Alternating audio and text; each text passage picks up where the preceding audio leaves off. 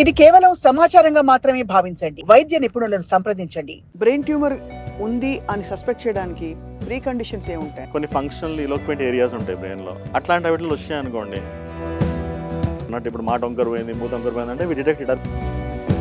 Sudden గా ఏదో కళ్ళు తిరిగి పడిపోయి కొంచెం ఇలా అయిపోయింది, వంకరకి వెళ్ళిపోయింది మొహం అని అంటారు. దెన్ స్కాన్లు ఇంకా ఎంఆర్ఐలు ఆ ప్రాసెస్లు అన్నీ చేశాక ట్యూమర్ ఉందంటున్నారు.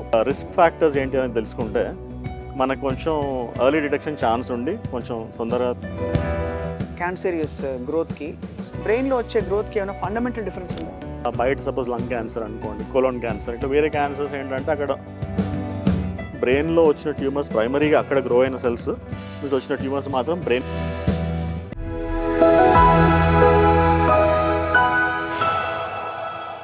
Hello and welcome to Sakshi life. World brain tumour day. దీనికి కూడా ఒక డే అవసరమా అంటే ఖచ్చితంగా చాలా రేర్గా వచ్చే బ్రెయిన్ ట్యూమర్స్ చాలా పరిస్థితుల్లో మ్యాలిగ్నెంట్గా తయారయ్యి చాలా రకాల కాంప్లికేషన్స్కి దారి తీసే ప్రమాదం ఉంటుంది. కాబట్టి బ్రెయిన్ జోలికి ఎవరు వెళ్ళరు. కానీ ఇవాళ మనం ఈ సందర్భంగా మనం బ్రెయిన్ ట్యూమర్ గురించి చాలా విషయాలు తెలుసుకుందాం. We have with us senior consultant neuro surgeon from Apollo hospitals doctor Vangala Brahmaprasad garu. వారితో మాట్లాడబోతున్నాం. సార్, అసలు బ్రెయిన్ ట్యూమర్ అంటే ఇప్పుడు మీరు చూస్తున్న కామన్ కేసెస్లో పెరుగుదల చూస్తున్నారా, ఏమన్నా ప్యాటర్న్స్ చూస్తున్నారా, ఎలా ఉంది పరిస్థితి? అంటే ఇనిషియల్లీ మనకి ఇంతకుముందు అవేర్నెస్ లేకుండింది. సో డిటెక్షన్ కూడా అవేర్నెస్ బట్టి ఉంటుంది. అండ్ మోర్ టెక్నాలజీ వస్తున్నందుకు మనకి డిటెక్షన్ రేట్ ఇంప్రూవ్మెంట్ అయింది. సో అది ఇంప్రూవ్మెంట్ అందువల్ల అయిందని తెలుసుకోవాలా, లేకపోతే మన లైఫ్ స్టైల్ మోడిఫికేషన్స్ వల్ల, లేకపోతే వేరే ఎక్స్పోజర్స్, రేడియేషన్స్ వీటి వల్ల వస్తుందో మనకు తెలియదు. But definitely there is a rise in the number of cases. Any specific అంటే ఏమీ లేదా, ఏదైనా క్లూ వచ్చేలాగా అసలు బ్రెయిన్ ట్యూమర్ ఎందుకు వస్తుంది అంటే ఉలికి పడతారు అందరూ. బికాజ్ నాకు తెలిసిన హెల్దీ పీపుల్ కూడా సడన్ గా ఏదో కళ్ళు తిరిగి పడిపోయి కొంచెం ఇలా అయిపోయింది, వంకరకి వెళ్ళిపోయింది మొహం అని అంటారు. దెన్ స్కాన్లు ఇంకా ఎంఆర్ఐలు ఆ ప్రాసెస్లు అన్నీ చేశాక ట్యూమర్ ఉందంటున్నారు అన్నంత వరకు విన్నాను. ఆ తర్వాత మళ్ళీ దాని బయాప్సీ తలకాయ నొప్పి. సో ఎలా sir, what is the situation? అంటే ఇనిషియలీ సిమ్టమ్ డిటెక్షన్ అనేది ఫస్ట్ కీ అండి. ఫస్ట్ మనకి అవేర్నెస్ అందుకే important. As part of that awareness ఈ క్యాంపెయిన్లో మనకి ఇప్పుడు వరల్డ్ ఫెడరేషన్ న్యూరాలజీ అనేది ఇప్పుడు 2025కి their theme is brain health for all.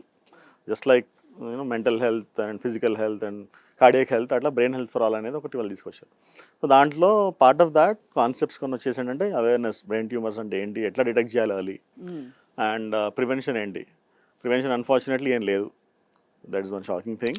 But at least risk factors ఏంటి అనేది తెలుసుకుంటే మనకు కొంచెం ఎర్లీ డిటెక్షన్ ఛాన్స్ ఉండి కొంచెం తొందరగా ఒకవేళ ట్రీట్మెంట్ తీసుకున్నాం అనుకోండి, so outcomes are good, better. And what are the available treatments ఏంటి, కొత్త ఏంటి, అండ్ అడ్వకేసీ దానికి ఎట్లా, అఫోర్డబిలిటీ ఇష్యూస్. సో అవన్నీ as part of that this year theme. So these are the topics to raise awareness in the people. మామూలుగా ఇతర భాగాల్లో వచ్చే ట్యూమర్స్కి లేదు వాట్ ఎవర్ రకరకాల క్యాన్సరియస్ గ్రోత్కి బ్రెయిన్లో వచ్చే గ్రోత్కి ఏమైనా ఫండమెంటల్ డిఫరెన్స్ ఉందా? అంటే జనరల్లీ మనకి బయట సపోజ్ లంగ్ క్యాన్సర్ అనుకోండి, కోలోన్ క్యాన్సర్, ఇట్లా వేరే క్యాన్సర్స్ ఏంటంటే అక్కడ పెరుగుతాయి, మళ్ళీ అక్కడ నుంచి స్ప్రెడ్ అవుతాయి. And they might go to brain also, different parts of the areas, metastasis అంటాం కదా. కానీ బ్రెయిన్లో ఒక పెక్యులారిటీ ఏంటంటే బ్రెయిన్ ట్యూమర్స్లో వచ్చే ప్రైమరీ ట్యూమర్స్ బయటికి రావు, చాలా తక్కువ, అవి వెరీ రేర్. స్పైనల్ కార్డ్ వరకు అంతవరకు డ్రాప్ మెటాస్టాసిస్ అంటాం తప్ప, యూజువలీ బ్రెయిన్లో వచ్చిన ట్యూమర్స్ ప్రైమరీగా అక్కడ గ్రో అయిన సెల్స్ నుంచి వచ్చిన ట్యూమర్స్ మాత్రం బ్రెయిన్కే కన్ఫైన్ అయి ఉంటాయి. That is one peculiarity. అంటే బ్రెయిన్లో ట్రిగ్గర్ అవ్వడానికి ఏమిటి ఫ్యాక్టర్స్ అని we don't know yet. But అంటే ఫర్ ఎగ్జాంపుల్ బ్రెయిన్ స్ట్రోక్ అనుకోండి, మీరు దాని అంటే రక్తస్రావం సరిగ్గా ఎక్కువగా అయిపోయినా, బ్లడ్ ప్రెషర్ ఎక్కువ ఉన్నా ఇలా అవుతుంది, అలా అవుతుంది, క్లాట్స్ ఇవన్నీ ట్రేస్ చేస్తారు. దీనికి ఏంటి ట్రేస్ చేస్తే ఏం కనిపిస్తుంది టిపికలీ? స్ట్రోక్ అంటే మళ్ళీ దట్స్ డిఫరెంట్ పెథాలజీ ఆల్టుగెదర్. దీనికి ఏంటంటే మనకి ఓన్లీ రిస్క్ ఫ్యాక్టర్స్ ఐడెంటిఫై చేయగలరు.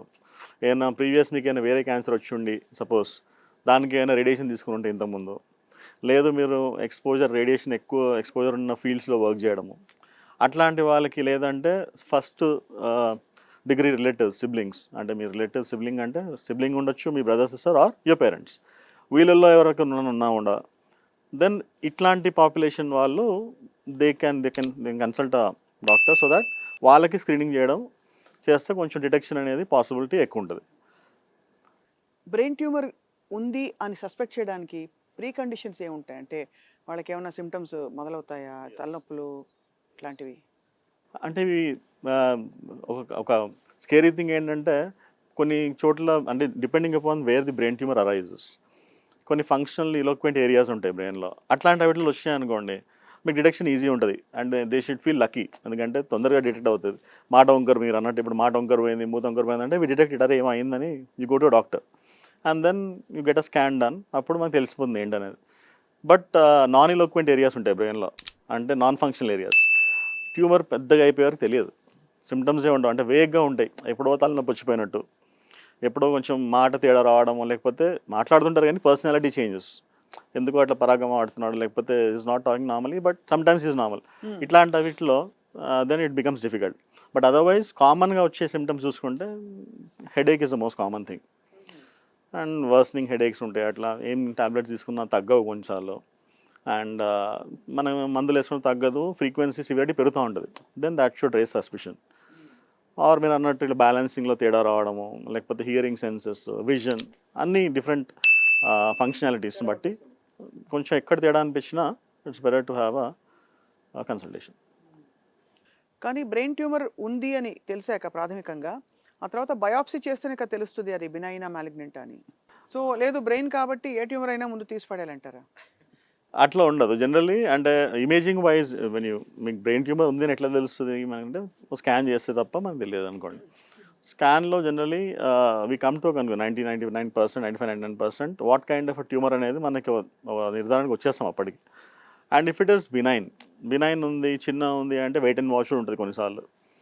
అండ్ లేదు ఇలోక్వెంట్ ఏరియాలో ఉంది, తీయాల్సి వస్తది. లేకపోతే ఇక్కడ కంప్రెస్ అవుతుంది. ఇలోక్వెంట్ ఏరియా అంటే ఇప్పుడు సపోజ్ చెయ్యి, కాళ్ళు పనిచేసే ప్రాంతం ఉందనుకోండి. మోటో కార్టెక్స్ అంటాం. అక్కడుంది. పెరుగుతా ఉంది. Then you have to take it out. మళ్ళీ అందులో ఇప్పుడు కొన్ని లేటెస్ట్ టెక్నాలజీస్ వస్తున్నాయి మీరన్నట్టు. Only not biopsy but intra operative మనకి ట్యూమర్ సిగ్నేచర్ అంటాం. ట్యూమర్ మాలిక్యూల్స్ డిటెక్షన్ కూడా ఉంది ఇప్పుడు. కొత్త కొత్త రిసర్చ్‌లో వస్తుంది. సో అదేంటంటే మీకు రియల్ టైమ్‌లో మాస్ స్పెక్ట్రోమెట్రీ ద్వారా మీకు 2 మినిట్స్‌లో మీకు ఆ ఎంజైమ్ మ్యుటేషన్స్ ఉన్నాయా లేదా సెల్స్‌లో తెలిసిపోతది. అది తెలిసిపోతే you can tailor made that treatment to that particular patient అనమాట. అది 2 మినిట్స్ తెలిసిపోయిందనుకోండి. సో మీకు ఎంత తీయాలి ట్యూమర్, ఎంత తీయకూడదు అనేది కూడా ఫ్యూచర్‌లో down the line they must be available. ఇవన్నీ ఆబ్వియస్‌లీ చాలా మేజర్ సర్జరీస్ కిందకొస్తాయి కదండీ!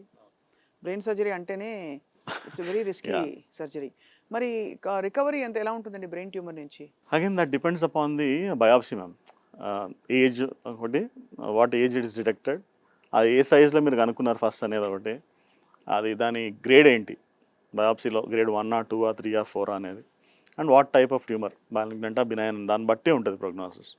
జనరల్లీ గ్రేడ్ 4 అనుకోండి. ఇట్ ఈస్ గ్రేడ్ 4లో మళ్ళీ మాలిగ్నెంట్ గ్రేడ్ 4 అంటే. Then it is less about 38% అట్లా ఉంటుంది survival. 5 years chance for survival rates అంటాం కదా! అంటే ట్యూమర్ డిటెక్ట్ అయ్యాక 5 ఇయర్స్ వరకి whoever is alive that is called 5 years survival rate. So that is about 38% for grade 4 malignant అయితే. అదే most common non malignant tumours ఉంటాయి. 95 above percent they are surviving. Yes, pituitary fully adenomas, functional. Pituitary adenomas are vestibular శ్వానోమాస్ ఇవన్నీ benign tumours అండి. Benign ట్యూమర్స్‌కి above 90% ఉంటుంది. 95% survival rate ఉంటుంది.